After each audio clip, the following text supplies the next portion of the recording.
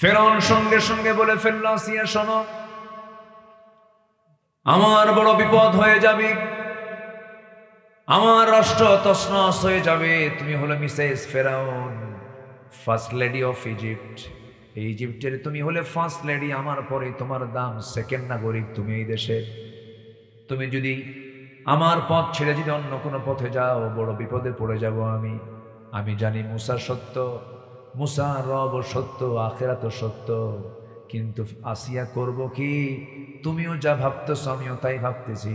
ঠিক আছে, মুসা সত্য, তার রব সত্য, কিন্তু আমার চেয়ার যে চলে যাবে, চেয়ার রক্ষা না করলে উপায় নাই, ইমান ছাড়ো। এরকম লোক এখনো আছে না নাই?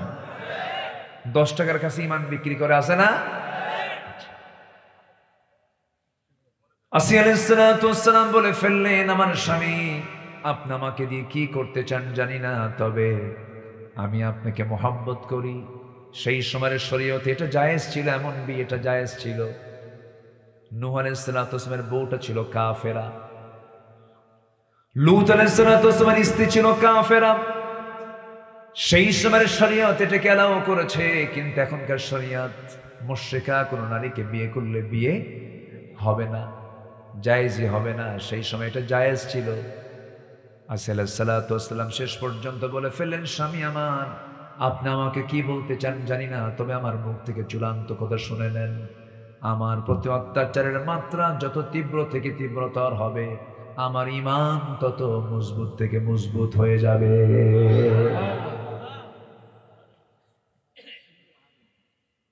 আমার ভাইরা, বিশেষ করে এই আসিয়ার কথা যখন আমি শুনি, আমি যখন মনে করি ইমানদারের জীবনে যতগুলো পরীক্ষা হওয়া দরকার, সমস্ত পরীক্ষাগুলোর মুখোমুখি হয়েছেন আসিয়া আলাইহিস সালাতু ওয়াস সালাম। পারিবারিক পরীক্ষায় পড়েছেন, সামাজিক পরীক্ষায় পড়েছেন, রাষ্ট্রীয় পরীক্ষায় পড়েছেন, শেষ পর্যন্ত জীবন পর্যন্ত দিয়ে দিয়েছেন। হামান বলে ফেললা, ফেরাউন কোনো উপায় নাই, ঘরের শত্রু বড় শত্রু, তুমি যদি আসিয়াকে বেঁচে রাখো, তোমার তখ্ত, তোমার রাষ্ট্র ক্ষমতা ঝুঁকিপূর্ণ হয়ে যাবে, তাকে তুমি দুনিয়া থেকে বিদায় করে দাও। জল্লাদ রেডি করা হলো, জল্লাদ সামনে প্রস্তুতি নিয়ে দাঁড়ায় গেছে করাত নিয়া। ফেরাউন শেষবারের মতো এসে বলছে, আসিয়া, সংসার চলে গেল, সব চলে গেল, এখনো সময় আছে, তুমি কি করবে বলো? সঙ্গে সঙ্গে আসিয়া আলাইহিস সালাতু ওয়াস সালাম বলছেন, স্বামী আমার, আপনি সর্ব প্রস্তুতি নিয়ে ফেলেছেন, কোনো সমস্যা নাই। একটা কথা আমার পক্ষ থেকে জেনে রেখে দেন, আমি আমার নাকের মধ্যে জান্নাতের ঘ্রাণ পেতেছি। আল্লাহু আকবার। করাত যখন তার সামনে ধরা হলো, কপালের সঙ্গে লাগানো হলো, লাগানোর সঙ্গে সঙ্গে ফিনকি দিয়ে রক্ত পড়তেছে। সেই সময় আসিয়া আলাইহিস সালাতু ওয়াস সালাম একটা দোয়া করেছিলেন, সেই দোয়াটা কোরআনে আল্লাহ রাব্বুল আলামিন কোট করেছেন। তিনি হলেন 4000 বছর আগের মানুষ, আর কোরআন নাজিল হলো 1500 বছর আগে। আল্লাহ আসিয়ার দোয়াটাকে এত সুন্দর করে কবর করে নিয়েছেন, কোরআনের মতো কিতাবে হুবহু তার দোয়াটা তুলে ধরেছে। কি দোয়াটা তিনি করেছেন? রব্বি বিনি লি ইনদাকা বাইতান ফিল জান্নাতি ওয়া নাজ্জিনি মিন ফিরআউনা ওয়া আমালিহি। আয় আল্লাহ তাআলা, তুমি আমার জন্য বানায়া দাও তোমার ঘরের সাথে, তোমার কাছে ইনদাকা বাইতান ফিল জান্নাহ, একটা ঘর আমি চাই তোমার কাছে, কিন্তু সেই ঘরটা অন্য কোনো জায়গায় হওয়া যাবে না, তোমার আর শাজিমের ঘরের দেওয়ালের সাথে সেই ঘরটা আমার বানায়া দাও। আসিয়ার দোয়াটা দেখছেন কি স্বতন্ত্র দোয়া। আল্লাহ, এত বড় জান্নাত আমার দরকার নাই, শুধু তোমার ঘরের সাথে একটা ঘর দিয়ে। কি মুহাব্বত, কি ভালোবাসা, কি আল্লাহকে কাছে টানা। পৃথিবীতে আপন বলতে কে আছে বলেন তো? আস্তে কয়, আরো জোরে, আরো জোরে। তাছাড়া কে আর আছে ভাই? কেউ তো আমার আপন না। যিনি আমার আপন, আলেমে আরওয়াহে তিনি আমার ছিলেন, দুনিয়াতে তিনি আমার আছেন, মরে যাওয়ার পরে তিনি আমার থেকে যাবেন, কিন্তু আলেমে আরওয়াহে আল্লাহ ছাড়া আমার কেউ ছিল না। দুনিয়ার জিন্দেগিতে এসে আমরা বাপ মা পাইছি, ভাই বোন পাইছি, আত্মীয় স্বজন পাইছি, বউ পরিবার পরিজন পেয়েছি, কিন্তু মূলত এরা আমার আপন কেউ নয়। এক্ষুনি দুনিয়া থেকে বিদায় নিয়ে নেব, 2 দিন যেতে না যেতে সমস্ত সম্পত্তি নিয়ে সন্তানরা মারামারি শুরু করে দেবে। আমি কি ভুল বলতেছি? সন্তান ভুলে যাবে, সন্তান কবরস্থানে যাওয়ার সময় পাবে না, সন্তান দোয়া করার টাইম পাবে না। বউ কম বয়সী হলে আরেক জায়গায় স্বামী সে পেয়ে যাবে, আরেক জায়গায় বিয়ে হয়ে যাবে। বিয়ে হওয়ার পরে বলবে, মা তোমরা যে সিদ্ধান্ত নিছো আমার বিয়ের ব্যাপারে, আগের স্বামীর চাইতে এই স্বামীটা আরো ভালো, মানে আপনি রিজেক্ট, আপনার কেউ নাই। পৃথিবীটা বড় নিষ্ঠুর জায়গা, এটি চোখ বন্ধ করলে টের পাওয়া যায়। সবচেয়ে নিষ্ঠুর জায়গা হলো পৃথিবী, যার কেউ আমার আপন না। আমার আপন মূলত কে? আসতে বলে, আপন মূলত কে? আল্লাহ। আমরা আল্লাহকে কাছে নেব। জোরে বলি ইনশাআল্লাহ, আরো জোরে বলি ইনশাআল্লাহ। 16টা বছর শুধু ক্ষমতাকে পাকাপোক্ত করার জন্য কত কি করেছে। আল্লামা সাইদির মতো মানুষকে কেমনে ধরে নিয়ে গেল, জেলখানায় থাকলো, জেলখানায় থাকতেছেন, কত কষ্ট করলেন তিনি। 13টা বছর ধরে বিনা কারণে, কোনো কারণ ছাড়াই সর্বোচ্চ রিমান্ডে রেখে, এবং তার বিরুদ্ধে যে মামলা হয়েছিল, যে কথার ভিত্তিতে সেই কথা বলেছিলেন আমাদের রফিকুল ইসলাম খান ভাই, আপনারা জানেন কিনা জানি না, কোন একটা অনুষ্ঠানে ওনার বক্তৃতাকে কাউন্ট করেই ধর্মীয় অনুভূতিতে আঘাতের অভিযোগে একটা মামলা করা হয়। সম্মানিত ভাইয়েরা, সম্মানিত বন্ধুগণ, সেই জেলখানা থেকে প্ল্যান করে 2023-এর 13 অগস্ট চিকিৎসার নাম করে সুস্থ মানুষকে ধরে নিয়ে হসপিটালাইজড করে হাসপাতালের বেডে শুয়ে রেখে চিকিৎসার নাম করে পয়জনিং করে তাকে পরিকল্পিতভাবে হত্যা করা হয়েছে। তাফসীর মাহফিলের এই প্ল্যাটফর্ম থেকে সুস্পষ্টভাবে জানান দিতে চাই,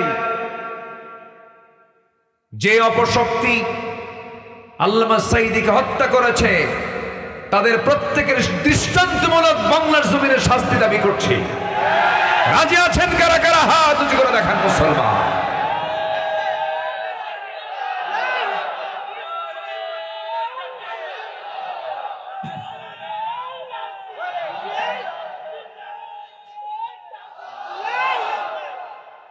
আল্লাহ কবুল করুন। জোরে বলি আমিন, আরো জোরে আমিন। সম্মানিত ভাইয়েরা, কষ্ট পাচ্ছেন নাকি? কোনো অসুবিধা নাই তো? বলি আলহামদুলিল্লাহ, জোরে বলি আলহামদুলিল্লাহ। তবে উনি মৃত্যুবরণ করার আগ দিয়ে কেঁদেছেন না হেসেছেন? বলেন। হেসে হেসে দুনিয়া থেকে বিদায় নিয়েছেন। উনি হেসেছেন, আমরা কেঁদেছি। উনি মুক্ত হয়েছেন, আমরা কি জবাব দেব? মাঝে মাঝে আল্লাহর সামনে আসামির মতো মনে হয়। উনি তো সফল হয়েছেন, তবে আল্লাহর কাছে সেদিন জবাব দিতে পারবো যদি আমরা ইকামতের দিনের কাজ করি। ওনার সারা জীবনের লালিত স্বপ্ন ছিল এই জমিন আল্লাহর দিন কায়েম হোক, এই জমিনে দিন কায়েম হোক। সবাইকে চান, আল্লাহ কবুল করুন। জোরে বলি আমিন। কিন্তু আল্লাহর বান্দা হতে হবে লানত প্রাপ্ত না রহমত প্রাপ্ত? বলেন, লানত না রহমত?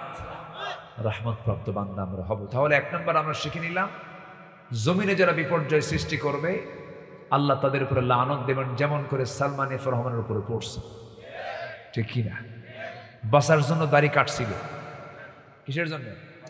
তাহলে দাড়ি রাখছে কি সুন্নতের জন্য না বাঁচার জন্য? এতদিন রাখছে হলো দাড়ি রেখে কেমনে কি করা যায়, আবার দাড়ি কেটে ভাবছে কেমনে কি পালান যায়। তাহলে দাড়িকে সুন্নত মনে করে রাখছে।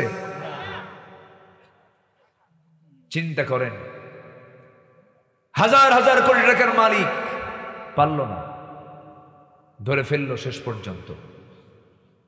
ধরে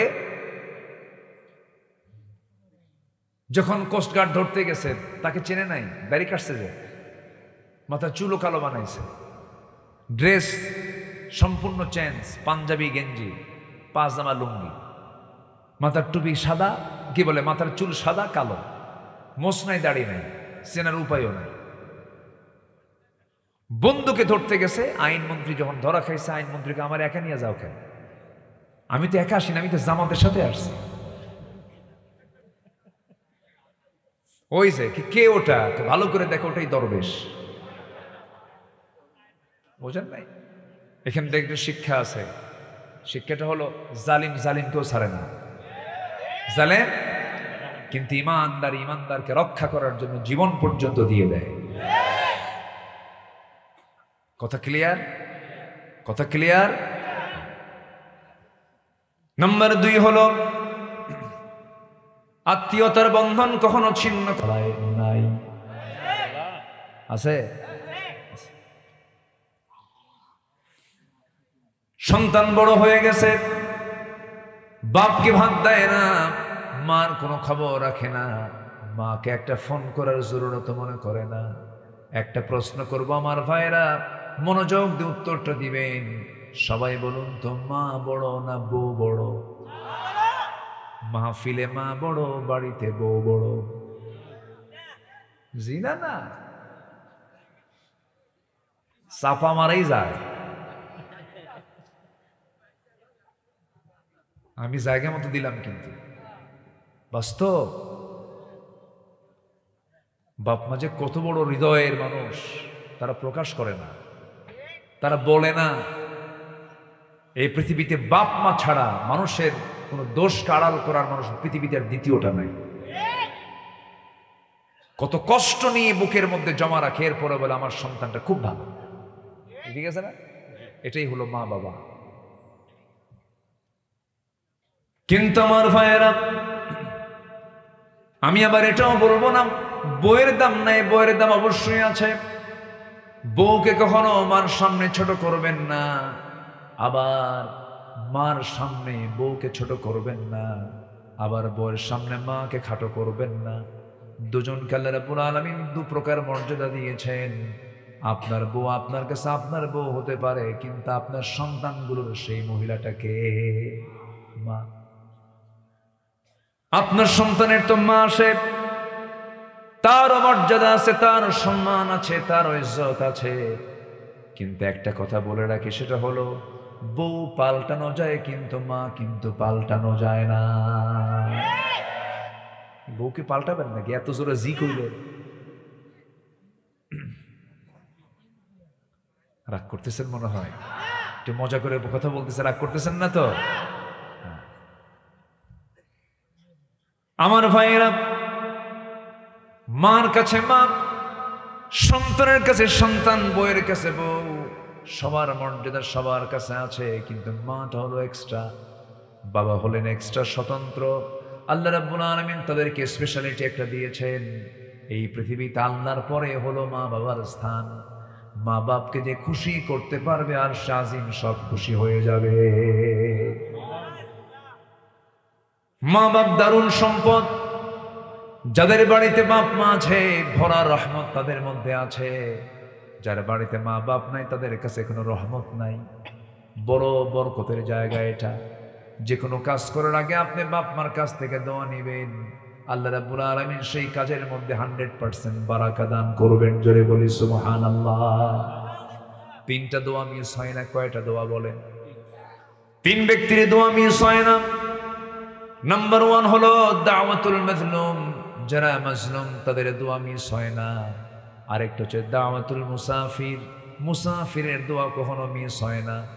আরেকটা হচ্ছে দাওয়াতুল ওয়ালিদ, পিতা মাতার দোয়া কখনো মিস হয় না। পিতা মাতা যে দোয়াটা সন্তানের জন্য করেন, বন্দুকের গুলি মিস হয়, কিন্তু বাপ মার দোয়া মিস হয় না। জোরে বলি সুবহানাল্লাহ। কিন্তু সেই বাপ মাকে অনেক সন্তানই আছে খোঁজই নেয় না, খবর নেয় না, মা কোথায় গেল। এই যে নাটোরে মাহফিল ছিল, নাটোর গুরুদাসপুর একটা মাহফিল ছিল গত বছরের কথা, এই কথাটা আমার প্রায় মনে হয়। চিঠি আসলো একটা, আমার মঞ্চে একটা চিঠি আসলো, সেই চিঠিটা দেখলাম কাপা কাপা হাতে লেখা। লিখেছেন, হুজুর আমি 72 বয়সে একজন বৃদ্ধ মহিলা, 72 বয়সে একজন বৃদ্ধা নারী। আমি আপনাকে চিঠি লিখলাম। আল্লাহ তাআলা আমাকে তিনটা ছেলে সন্তান দিয়েছেন, তিনজনই তারা বিয়ে করে নিয়েছে। কিন্তু এই তিনজন বিয়ে করলে হবে কি, সন্তানগুলো হয়ে গেছে, সব হয়ে গেছে। তিনজনের তিনটা ঘর, আমার ঘরটা মাঝখানে, চতুর্দিকে সন্তানদের ঘর। প্রত্যেকটা সন্তানের ঘর থেকে খাবারের ঘ্রাণ আসে, কিন্তু এই 72 বছর বয়স আমাকে নিজেই রান্না করে খেতে হয়। আছে উল্লাপাড়ায় আছে দুঃখ, পোড়া কপাল এগুলো। দুনিয়াও শেষ, আখিরাতও শেষ। আমার বন্ধুগণ, কিন্তু ওই ছোট তিনটা সন্তান, ওই সন্তান তিনটা যখন ছোট ছিল, ওই তিন সন্তানের খাবার রান্না হয়েছে কয় হাঁড়িতে? বলেন কয় হাঁড়িতে? এক হাঁড়িতে। মা তিলে তিলে তাদেরকে মানুষ করেছে, আদর দিয়েছেন, স্নেহ দিয়েছেন, ওদের পেশাব পায়খানাগুলো পরিষ্কার করে দিয়েছেন। রাত 3টার দিকে চিৎকার মেরে ক্ষুধার জন্য ছটফট করেছি, মার কাছে ঘুম। মা বিরক্ত হন নাই, মা দুধটা খুলে দিয়ে বলেছেন, বাজান খা। খাইতে খাইতে মাকে ঘুম পাড়তে দেই নাই, পেশাব করে দিয়েছি। এইদিকে খাইতে গেল সময় পেশাব করে দিয়েছি, বিছনা মেখে গেছে, পায়খানা করে দিয়েছি। হঠাৎ করে জ্বর চলে আসছে, প্রচন্ড জ্বর। মা জলপট্টি করতে করতে গোটা দিন রাত চলে যায়, মার চোখটা কখনো ঘুম পায় না। এত তিলে তিলে কষ্ট করে করে যেই বাপ সন্তানকে ধীরে ধীরে বড় করলেন, আরে বাড়িতে বাজার নাই, রান্না করার কোনো কিছু নাই, বাপ কত কষ্ট করে। ভ্যান চালায়, প্রখর চৈত্র মাসের রোদের ভিতরে চড়ায় জমিতে খেটে খেটে সাদা মানুষ কালো হয়ে যায়। তার টার্গেট হলো সন্তানগুলো যেন ভালো করে খেতে পারে, চলতে পারে। এত তিলে তিলে গড়ে তোলা সন্তানকে যখন বড় করে, যখন বাপ মা যখন এই চরিত্র দেখে, আল্লাহর কসম করে বলি, ওই বাপ মা যদি তোমাকে লানত দিয়ে দেয়, আল্লাহর কসম তোমার জন্য জান্নাত হারাম হয়ে যাবে।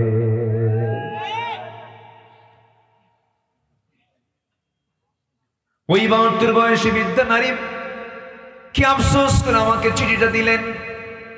আমি ওই চিঠি পড়ার পরে কয়েকটা দিন বারবার আমার ওই কথা মনে পড়েছে, আরে কত কষ্ট না মহিলার হচ্ছিল। যে রান্নাই করে সেই রান্নার ঘ্রাণ মার কানে, মার নাকে এসে লাগে। মা নিজে নিজেই রান্না বান্না করে, অথচ যেই মা 3 সন্তানকে এক হাঁড়িতে খাওয়ালেন, কিন্তু একটা মার জন্য 3 বাড়ির 3 হাঁড়িতেও খাবার জোটে না। আমি কি ভুল বলছি? কি হলো সমাজ? সামাজিক অবস্থা আজকে কোথায় চলে গেছে? অথচ কোরআনকে বলুন, কোরআন বলো তো আমি খরচ করব কোথায়? কোরআন বলে দিচ্ছে, ইয়াসআলুনাকা মাযা ইউনফিকুন কুল মা আনফাকতুম মিন খায়রিন ফালিল ওয়ালিদাইনি ওয়াল আকরাবিন। জোরে বলুন আল্লাহু আকবার। 1 নম্বর খরচের খাত হলো তোমার আব্বা আম্মার জন্য তুমি খরচ করো। 1 নম্বর কি? আব্বা আম্মা। সন্তান আগে নয়, বউ আগে নয়। 1 নম্বর কি বলেন? মা বাবার জন্য খরচ করো। মা বাবার জন্য একটা অংশ তুমি রেখে দাও। বেতন পেয়েছো, বেতন পাওয়ার সঙ্গে সঙ্গে বাপকে বলবা, বাবা বেতনটা তুলছি, আমি দূরে আছি, আমি চাকরি করি, সন্তানগুলো নিয়ে থাকি, বাবা বেতন যখন পেয়েছি প্রথম খরচটা আল্লাহ তোমার জন্য করতে বলেছেন, এই যে তোমার খরচটা আমি পাঠাইয়া দিলাম। আল্লাহু আকবার। আল্লাহ তোমার রুজিতে আল্লাহ পাক বরকত দিয়ে বাড়ায় দিবে। বাপমার জন্য যেটা দেব এটা জান্নাতের কারণ হবে। আল্লাহু আকবার। আমার কথায় কেউ মন খারাপ করছেন কিনা জানি না, এই কথাগুলো বলার খুব প্রয়োজন, জানেন এই জাতিকে জানানো দরকার। আমার এই কথায় যেন ওই সমস্ত অবাধ্য সন্তানগুলো যেন বাপমার অনুগত হয়ে যায়। আল্লাহ কবুল করুন, জোরে বলি আমি। চাপা কান্না, চাপা কান্না, অনেক মার চাপা কান্না, অনেক বাবার হতাশ চেহারা। হুজুর সন্তানকে এত বড় জ্ঞানী বানালাম, সন্তান আমারে থুইয়া যে এরকম করে প্রতারণা করবে, আমি যদি জানতাম ওরা মূর্খ করে থুয়ে দিতাম, তাও সে আমার খেদমত করত। এমন শিক্ষিত বদমাইশ আছে না নাই? আছে না নাই? শিক্ষার অভাব আজকে নাই, কিন্তু সুশিক্ষার চরম অভাব। শিক্ষা তো চলছে, শিক্ষা আছে না? আছে, কিন্তু সুশিক্ষার অভাব। আমার বন্ধুগণ,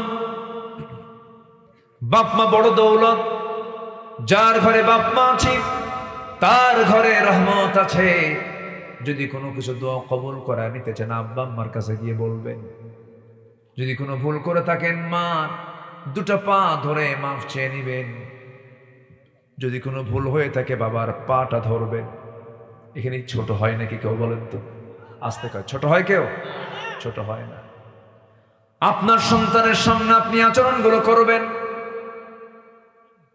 আপনার সন্তানগুলো যখন দেখবে আমার বাবা তার বাবার পা ধরে মাফ চায়, তার মার পা ধরে মাফ চায়, ওই সন্তানগুলো আপনাকে ফলো করে সারা জীবন আপনার আনুগত্য স্বীকার করবে। জানেন, অনেক বুড়া বাপ সন্তানের ভয়ে টেনশনে থাকে, বুক কাঁপে, আমার সন্তান যেন কোন বেয়াদবি করে। বুড়া বাপ কাঁদে। সন্তান বাড়িতে আসা মাত্রই সন্তানের আসার মোটিভ দেখে বাপ থরথর করে কাঁপে, মা থরথর করে কাঁপে। আছে না? আছে কিনা বলে? কেন? বুড়া বাপ বয়স হয়ে গেছে।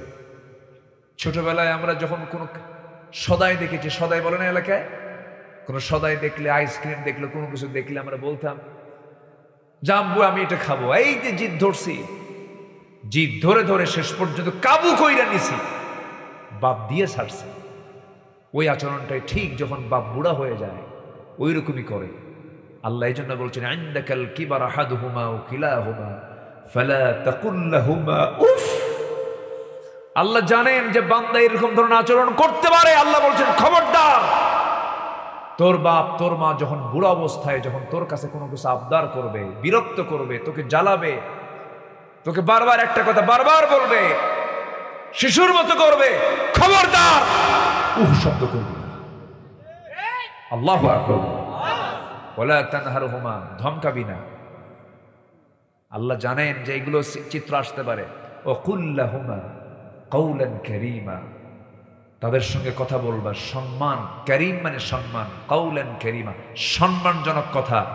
মন্ত্রীর সামনে যেমন, অধীনস্থ সচিব যেমন কথা বলে, স্যারের সামনে ছাত্র যেমন করে সম্মান দিয়ে কথা বলে, সম্মানজনক কথা পৃথিবীতে সবচেয়ে এক নম্বর পাবে হলো মা আর বাবা। আল্লাহু আকবার বলেন। চিন্তা নিয়ে বাপ মার সঙ্গে কথা বলতে হয়। কি নিয়ে? চিন্তা নিয়ে, যেন আমার কোনো কথার মধ্যে যেন চুল পরিমাণ কোনো আঘাত আমার মা বাপ না পান।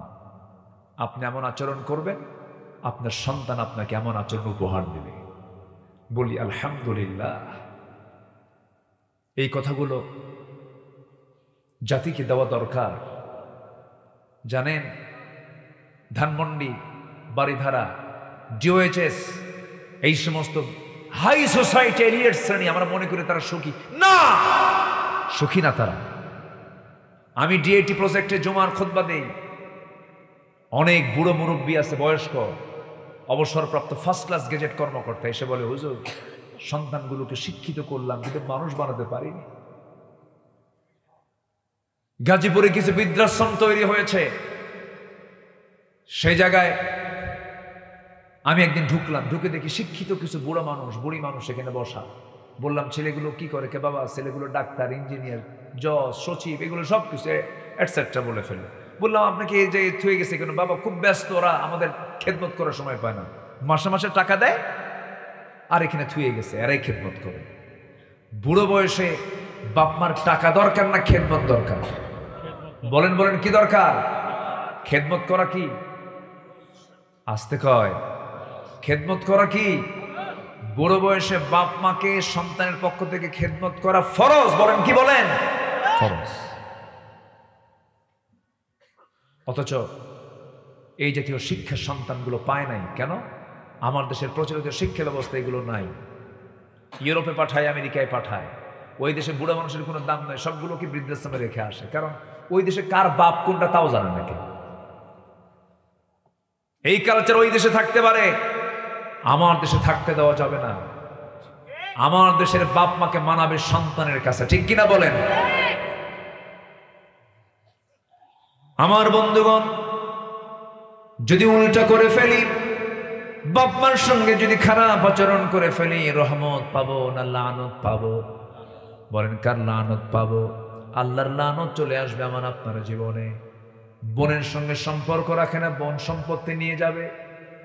বাপ মরে গেছে, সম্পত্তিগুলো বোন নিয়ে যাবে। এই জন্য অভিনয় করে বোনের সঙ্গে কথা বলে না।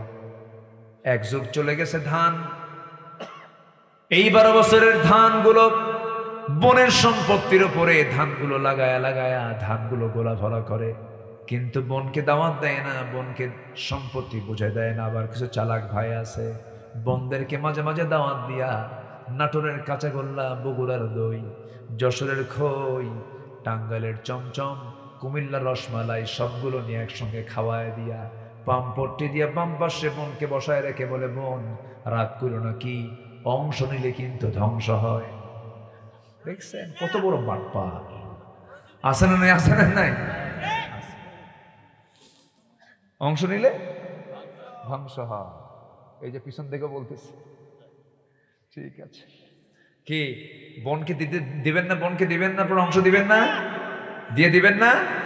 বোনকে অংশ দিয়ে নিবেন, বোনকে অংশ দিয়ে জান্নাত বুঝে নিবেন। বোনকে অংশ দিবেন না, জান্নাত না বুঝে কি বুঝে নিতে হবে? জাহান্নাম বুঝে নিতে হবে। আমার ওয়াজে যে কার কি হয়ে যাচ্ছে আল্লাহই জানে। কিছু হচ্ছে না তো? অন্তত আমার মায়ের আজকে খুব খুশি, হুজুর ভালো করে এখন ভাই কিছু বসে আছে, ওই জায়গায় দিতে হবে। জি ঠিক আছে, পরে আমরা পরে কথা বলবো, প্রশ্নগুলো পরে। আরে অনেক হাজি আছে, দেয় না? তাই না? এই জায়গায় এসে কি প্যাঁচ লাগায় দেয়, বোনের সঙ্গে এত খারাপ আচরণ করে। আল্লাহ বলছে, ফাসাস অতুকাত্তু আরহামাকুম উলাইকাল্লাযীনা লা'নাহুমুল্লাহ। বোনের সম্পত্তি না দেওয়ার অজুহাতে তুই সম্পর্ক নষ্ট করবি, আমার লানত তোর উপরে পড়বে। তোর পেটের মধ্যে এমন এক টিউমার দেব, সিঙ্গাপুরে যায় 50 কোটি টাকা খরচ করে সব শেষ করে দেব। কথা ক্লিয়ার?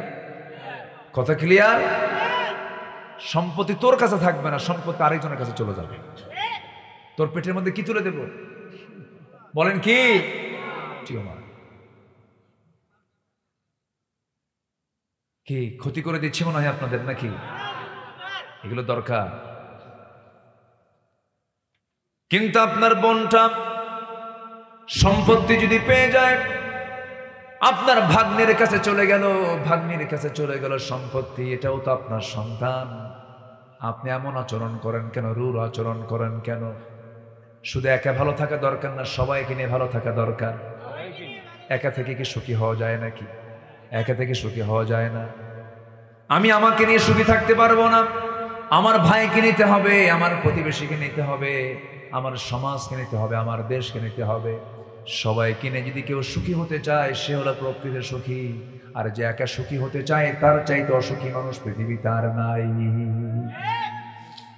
আমার বন্ধুগণ, নাম্বার 3 হলো সীমা লঙ্ঘনকারী যারা, তাদের উপর আল্লাহর লানত। এই পৃথিবীতে যত জাতি আছে, এর মধ্যে সবচেয়ে হিংস্র জাতি হলো ইহুদি জাতি। ইহুদি জাতিটা সবচেয়ে বড় লানত প্রাপ্ত জাতি, যাদের বসবাস এখন ইসরায়েল। জানেন না আপনারা? ইসরায়েলে যাদের বসবাস 1 কোটি জনসংখ্যা, তাদের এখন গোটা দুনিয়া জুড়ে 180 কোটি মুসলমান, 800 কোটি মানুষ। গোটা পৃথিবীর মধ্যে মাত্র কয় কোটি বলেন? 1 কোটি। 800 কোটিতে মাত্র 1 কোটি ইহুদি হলে ওদের জ্বালায় গোটা পৃথিবী অতিষ্ঠ। বিস্ফোড়া, কি ফোড়া, মানে গোটা দেহে একটা বিস্ফোড়া উঠলে কি আসে গায়ে বলেন তো? জ্বর পর্যন্ত আসে। ওরা হচ্ছে গোটা পৃথিবীর বিস্ফোড়া, গোটা পৃথিবীর মানুষকে জড়াক্রান্ত করে। এত ভয়ঙ্কর ইহুদি। আল্লাহ তাআলা বলছেন তাদের উপর আমার লানত। কেমন লানত দেখেন, 4000 বছর আগে ওদের জনসংখ্যা ছিল 40 লাখ, আজকে 1 কোটিও হয় নাই। চিন্তা করেন, 4000 বছর আগে কত? 40 লাখ, আজকে 1 কোটিও হয় নাই।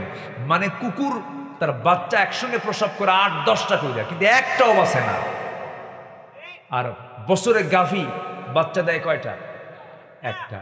কি সচরাচর কোনটা বেশি দেখা যায়? গরুই বেশি দেখা যায়। বরকত দরকার, ওদের সংখ্যা বেশি হয় কিন্তু একসঙ্গে সব সাফ হয়। নিকটবর্তী ইতিহাস 1945 যে দ্বিতীয় বিশ্বযুদ্ধ হলো, দ্বিতীয় বিশ্বযুদ্ধে এডলফ হিটলার একদিনে 60 লক্ষ ইহুদিকে গ্যাস চেম্বারে তুলে মেরে ফেলছে। জানেন না আপনারা? ইহুদিকে শেষ করে দেওয়া হয়েছে। তাহলে এখন দেখুন, ওরা গজব প্রাপ্ত, ওদের নির্দিষ্ট কোনো বাড়ি না। ওরা যেখানে আসে ওরা কি বৈধ না অবৈধ ওদের বলেন তো? ওরা কি বাড়ির মালিক না ভাড়াটিয়া? ভাড়াটিয়া কি হয়ে গেছে এখন? বাড়ির মালিক দাবি করতেছে। কি করতেছে? দাবি করতেছে।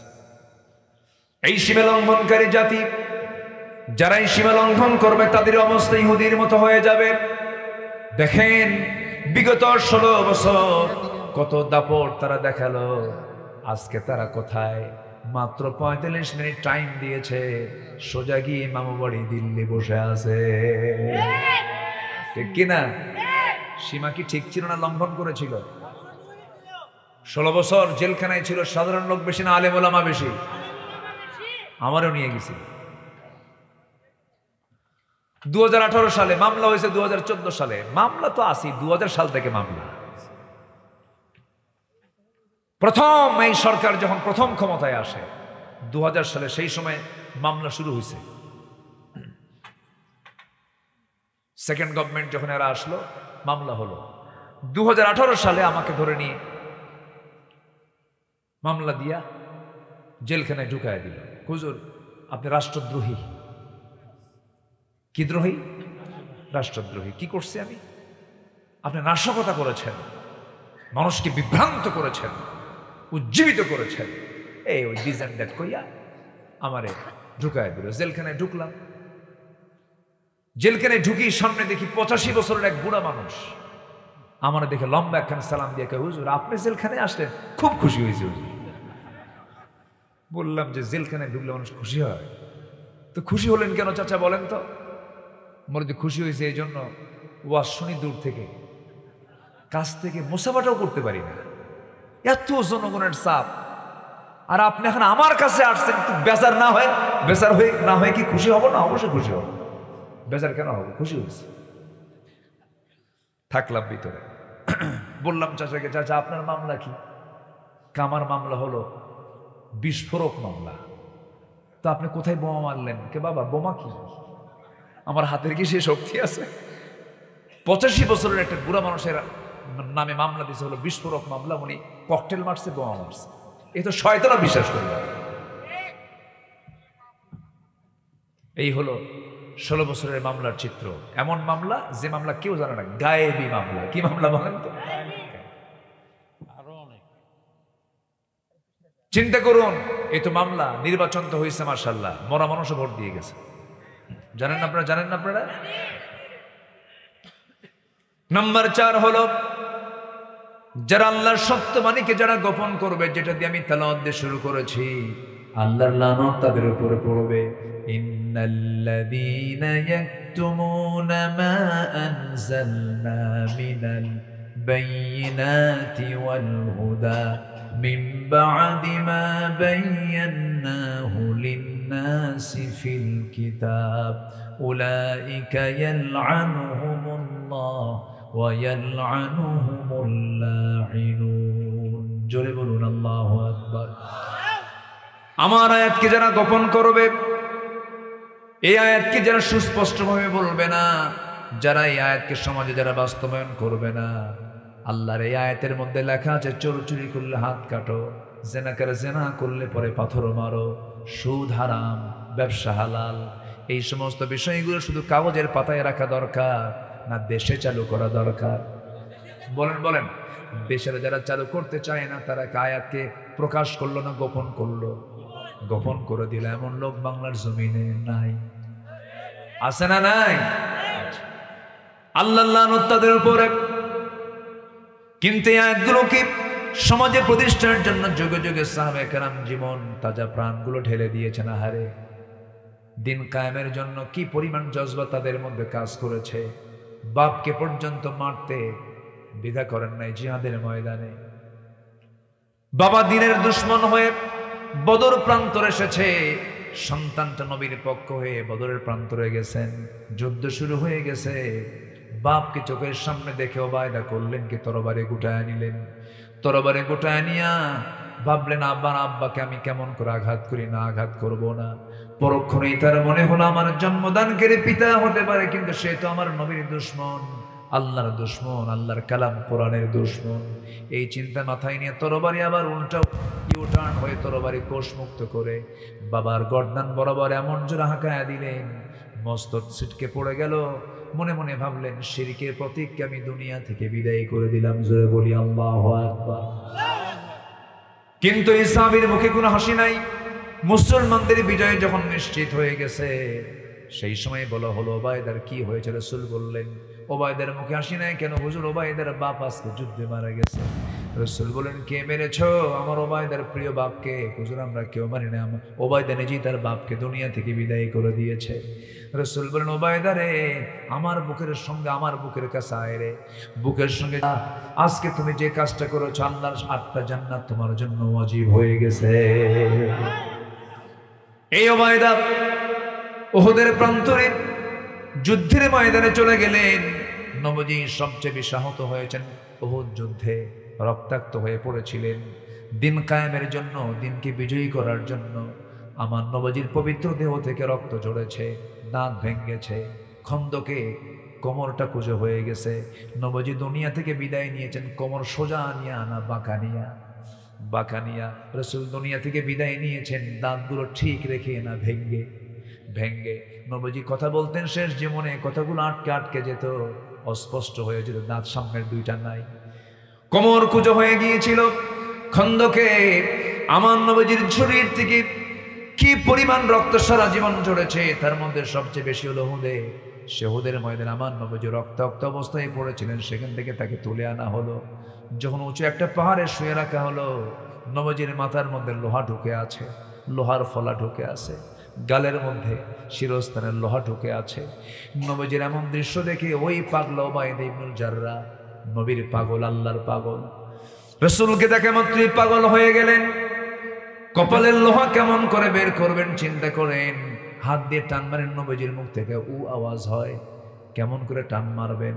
আস্তে টান দিলেন, সহজে বের হয় না। রাসূল কষ্ট পাচ্ছেন, হাত দিয়ে টান দিলে কষ্ট পাচ্ছেন।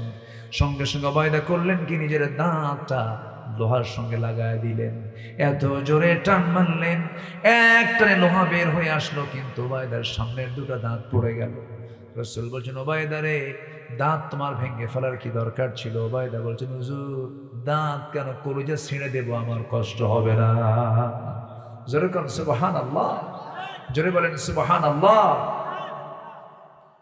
আমার বন্ধুগণ, শিরস্থানের লোহা টান মেরে ধরতেছেন, বের হয়ে গেল লোহাটা, ফিঙ্কি দিয়ে রক্তগুলো পড়ে, হাতের অঞ্জলি দিয়া সেই লোহা রক্তগুলো হাতের অঞ্জলি ভরে রক্তগুলো ফেলে দিবেন কোথায়, জায়গা পেলেন না মনে করে চুষে চুষে নবীর দেহে রক্তগুলো খাচ্ছেন, পান করছেন। রাসূল বলছেন ওবায়দা রে, লুকা লুকা কি পান করো? ওবায়দা বলেন হুজুর আপনার রক্ত কোথায় ফেলবো, পান করে নিলাম। রাসূল বলছেন আমার দেহের রক্ত যখন তোর দেহে ঢুকেছে ওবায়দা, আল্লাহর জাহান্নাম তোর জন্য হারাম হয়ে গেছে। যেরকম সুবহানাল্লাহ। কি পরিমাণ ত্যাগ তারা স্বীকার করেছেন, কোনো কিছু আড়াল রাখেন নাই, গোপনীয়তা রাখেন নাই। আল্লাহর আয়াতকে তারা কখনো গোপন করেন নাই, আয়াতকে তারা বুলান্দ করার জন্য সংগ্রাম করেছেন।